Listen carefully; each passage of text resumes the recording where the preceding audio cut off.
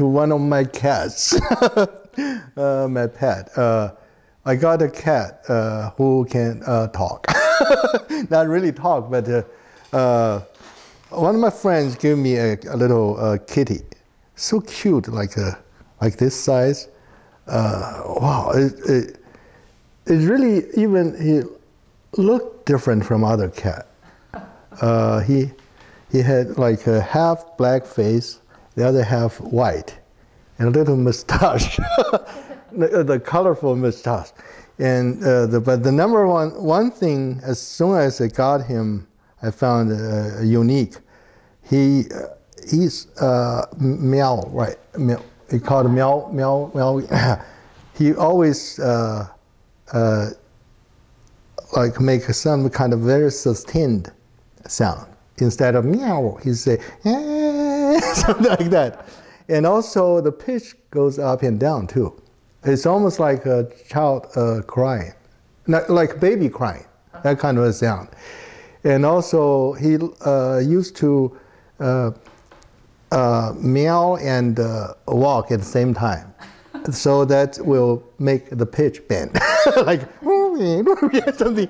And I just got an idea. Wow, let me try if I can make him talk. And then I start to hold him like this. And he's such a a good sport. He would just lie there like very peacefully. I look like I was patting him, like whatever. And then I would give a little tiny pressure, and I will hear the pitch going a little high, like oh, something like that. It's not like an instrument. And then I use the right hand to control the pronunciation or rhythm, whatever. The mouth.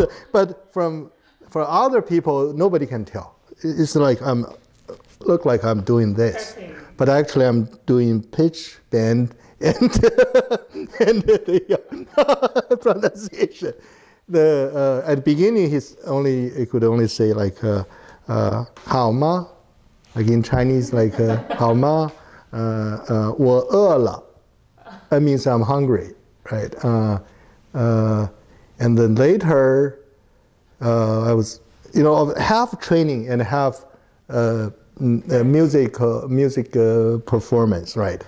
But later, I didn't even have to push too much. It's almost like signal, like a little touch. The pitch will go up, and he will sustain the sound longer. He could sing one octave, one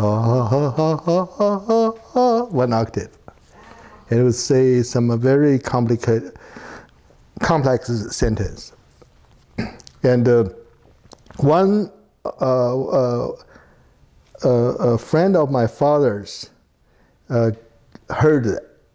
He graduated from a kind of French university. A guy like believes only science or something. This doesn't sound like a scientific something. Like doesn't sound like a supernatural whatever. No.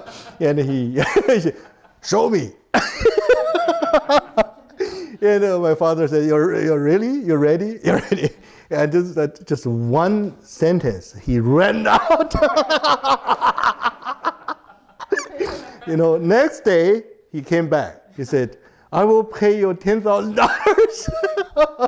I said, "No." I said, "If I sell it to you, you have to buy me too, because without me, he's only a cat." Can you say some sentences that you have? Like, one thing, I got trouble. He could say like, "Long life German mom." That made big trouble for me.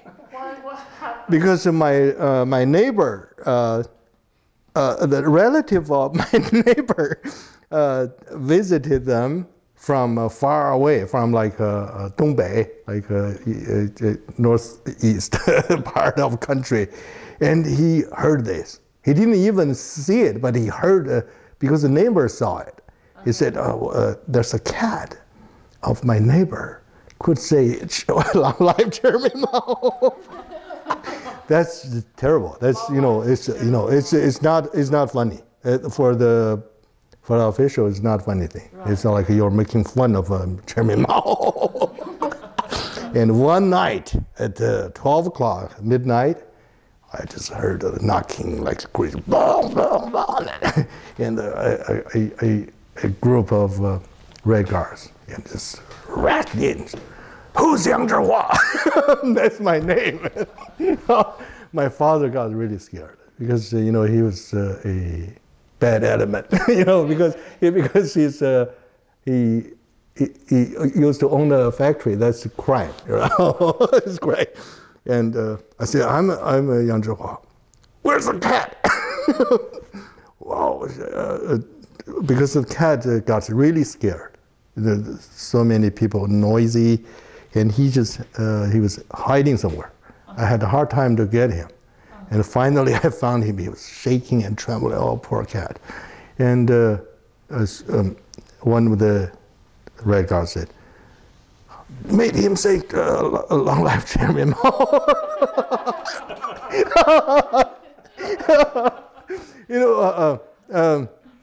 It's almost like end of the road. I thought we might get killed that night. It's just a big trouble. How old were you? I was 15 or 16. Yeah, oh boy, I got really scared. And the cat was so scared, too scared to do that. Because he's good. But still, just one, something like that. They got kicked out of it. Suddenly the atmosphere from so tense to, everybody started to laugh. Let's go, something like that. Supposedly that's past. I thought, oh, we're okay now. But there's one guy, one guy came back. He just wanted to show, show. I want the cat dead. Otherwise your father is going to be dead. And then he left. Wow, my father got really, really scared, even though the cat is almost like a child for our family. We treat him like a human, really. And my father said, if you don't do something, they might come back, kill the cat. So my brother, my sister, they're so little. They really shouldn't go through that kind of a horrible thing. And we carried the cat, and we walked many, many blocks away. Because the city I lived, the buildings are mostly like a French, British, old kind of constructions. There's basement. All of them have basement. The basement are empty. So we just found one empty basement. We let the cat go. The cat really smart. That's why I think he's really different from other cats. He really sensed something. Otherwise, he wouldn't go because he's a member of the family. He very hesitantly walked away, and we started to send food, water every day, until a couple months. He disappeared, never came back. Oh. Wow, I still had the photo. I have photo of the cat. No recordings, huh? Yeah, we took a photo, I think. Let me try to find it. Yeah, that's it's a national news. The other funny thing is, I was hired as a music coordinator for Beijing Zhipianchang, the film making, filmmaking facility. And one day, the guy in charge of the costume design, kind of one of the top guys there, and he started to talk. He wanted to show off something very, very special. He said, "You know what? I know my father's son has a cat who can talk."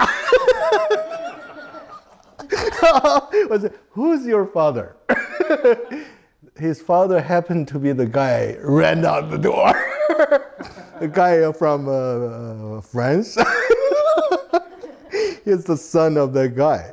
I said, you know who I am? I'm the guy who has the cat who can talk.